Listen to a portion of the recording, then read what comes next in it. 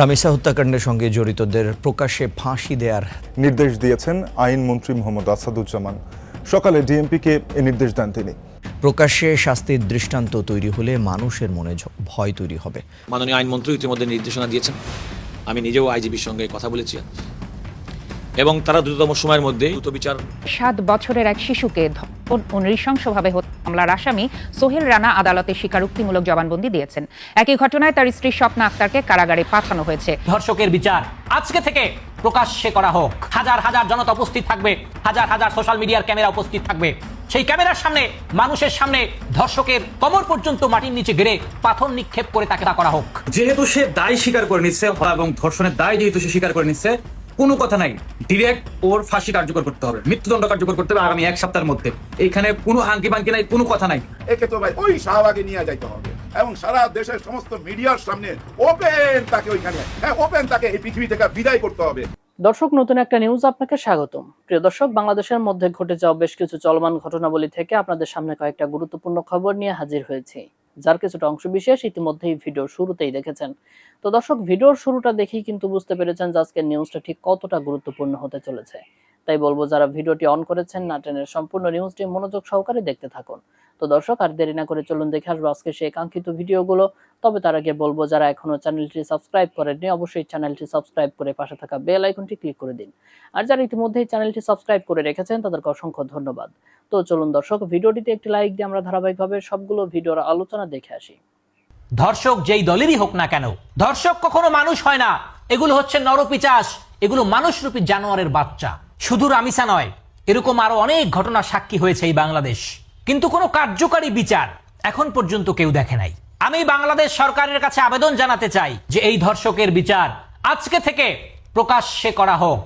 শুক্রবার দিন জুমাবারে জুমার নামাজের শেষে বাইতুল মোকাররম মসজিদের সামনে হাজার হাজার জনতা উপস্থিত থাকবে, হাজার হাজার সোশ্যাল মিডিয়ার ক্যামেরা উপস্থিত থাকবে। সেই ক্যামেরার সামনে, মানুষের সামনে ধর্ষকের কোমর পর্যন্ত মাটির নিচে গেড়ে পাথর নিক্ষেপ করে তাকে হত্যা করা হোক। ধর্ষকের বিচার যদি এইভাবে প্রকাশ্যে করা যায়, তাহলে ওই জানোয়ার নরপিচাসদের সোনার কুরকুরানি বন্ধ হয়ে যাবে। বিশ্বাস রাখেন, আমি চ্যালেঞ্জ করে গেলাম, বাংলাদেশের ধর্ষণের সংখ্যা শূন্যের কোটায় নেমে আসবে ইনশাআল্লাহ। সরকার কোথায়? সরকার বলতে আমি মনে করি স্বরাষ্ট্রমন্ত্রী সাহেব, আপনি কোথায়? আপনি নীরব কেন? আপনার তো উচিত ছিল ওই বাবার কাছে চলে যাওয়া, ওই বাবাকে বলা, হ্যাঁ আমরা বিচার করব এবং এই বিচার করে দেখাইতেছি 7 দিনে না হলে 3 মাসের মধ্যে। আপনারা সবাই মিলে একটা আইন পাস করেন না, ইমার্জেন্সি ডাকেন সংসদের সবাইকে, সবাই মিলে আইন পাস করলেই তো হয় যে আমরা 90 দিনের মধ্যে এই বিচার কার্য শেষ করব এবং এই বিচারের রায় হবে ওই শাহবাগে। ওপেন, শুধু ওপেন বিচার করতে হবে। আপনারা আইন পাস করে নিলেই তো হয়। হয়তো আপনারা এটাও বলতে পারেন যে আমরা ঘরে ঘরে যাই কি পাহারা দিমু?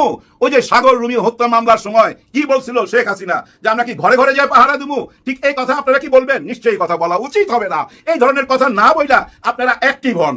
ওই যে আপনি বলছিলেন মাদক নিয়ে 0 টলারেন্স, আর মাদক মাইনা নেওয়া হবে না। এরপরে কি মাদক থামছে? এই যে অমানুষটা এই নৃশংস কাজটা কিভাবে করতে পারছে? সুস্থ মস্তিষ্কে? না, একদমই না। মাদকের এফেক্ট, মাদক ছায়া গেছে। তো এই পশুগুলার পাশে অনেকেই কালো কোট পয়রা এসে দাঁড়ায় যায় তাদেরকে বাঁচাইবার জন্য। এরা তখন বাঁচার জন্য জমি বাড়ি সবকিছু বেচা মামলা চালাইতে থাকে। আমি একবার শুনছিলাম একজন উকিলের মুখে, উনি বলতেছিল, কি ভয়াবহ কথা শুনেন। উনি কি বলতেছে, যে মারা গেছে সে তো মইরেই গেছে, আর যে জীবিত আছে তাকে মাইয়া ফেলাইতে হবে কেন? তাকে হত্যা করতে হবে কেন? আইন তাকে বাঁচার অধিকার তো দেয়। এরকম যুক্তি দিতেছিল। চিন্তা করছেন কি ভয়াবহ কথা? জুলুমকারী নিজে বলতেছে আমি জুলুম করছি।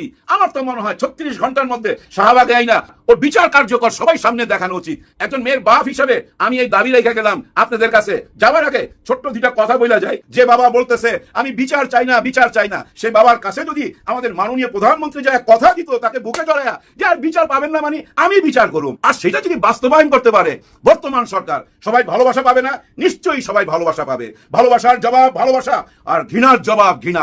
দর্শক, পল্লবীতে শিশু ধর্ষণ ও হত্যার ঘটনায় ক্ষুব্ধ শিশুটির সহপাঠী, স্বজন ও এলাকাবাসী। এ নিয়ে আমরা আরো খবর জানবো। আমাদের সঙ্গে যুক্ত হয়েছেন সহকর্মী হিরণ খান। হিরণ, জানাবেন পল্লবীতে এই মুহূর্তে পরিস্থিতি কতটা উত্তপ্ত? সবাই নিশ্চয়ই রাস্তায় নেমে এসেছে। দেখুন, রামিসা হত্যাকাণ্ড নিয়ে কিন্তু সারা বাংলাদেশে যেমন বিক্ষোভে ফুটে উঠেছে সাধারণ মানুষ, আমি কিন্তু রামিসার বাসার সামনে, একদম বাসার গেটের সামনে অবস্থান করছি। সেখানে কিন্তু আমরা দেখতে পাচ্ছি যে আশপাশের যারা বাসিন্দারা রয়েছেন এবং এই পল্লবী যারা বাসিন্দারা রয়েছেন তারা আসছেন, তারা ক্ষোভ প্রকাশ করার চেষ্টা করছেন। তার স্কুলের যারা শিক্ষার্থীরা রয়েছেন, ছোট ছোট বাচ্চারা যারা রয়েছেন, তাদের মা বাবা তাদেরকে এখানে নিয়ে আসছেন, নিয়ে এসে আসলে তারা তাদের যে ক্ষোভ, সেই ক্ষোভ কিন্তু আসলে তারা প্রকাশ করছেন। এবং রামিসার যেই বাসাটি দেখতে পাচ্ছেন, এই বাসা দিয়ে আসলে বাসার মধ্যেই যেই সন্ত্রাসী বলা যেতে পারে, যে ঘাতক, সে কিন্তু এই বাসার মধ্যেই আসলে লুকিয়েছিল। এবং আমি একটু দেখাতে চাই যদি সময় থাকে কোন দিক থেকে আসলে সোহেল রানা পালিয়ে গেছে। এবং এই আমরা মূল ফটকে ছিলাম, ঠিক মূল ফটকের পিছনেই একটি রাস্তা রয়েছে, আমি একটু যদি দেখাই আপনাদেরকে।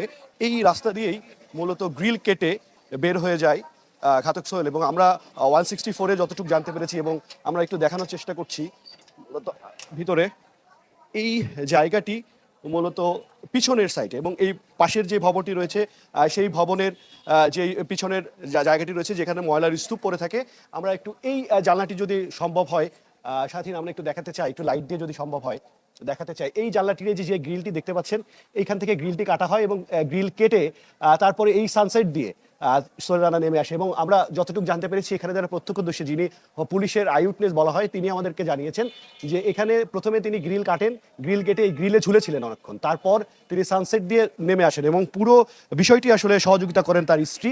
এবং পরবর্তীতে এই সানসেট বেয়ে বেয়ে যখন নামেন, তারপরে কিন্তু এই যে মূলত যে রাস্তাটি দেখতে পাচ্ছেন, এই চিপা যে রাস্তাটি, ছোট যে রাস্তাটি দেখতে পাচ্ছেন, এই রাস্তা দিয়ে মূলত সোহেল রানা নির্বিঘ্নে বেরিয়ে যান। এবং তখন কিন্তু রামিসার মা দরজার সামনে অপেক্ষা করছিলেন এবং বারবার নক করছিলেন যে রামিসা ভিতরে আছে বলে চিৎকার করছিলেন। এবং আশপাশের মানুষ যারা এই পাশের ভবনে যারা রয়েছেন তারাও চিৎকার শুনেছেন।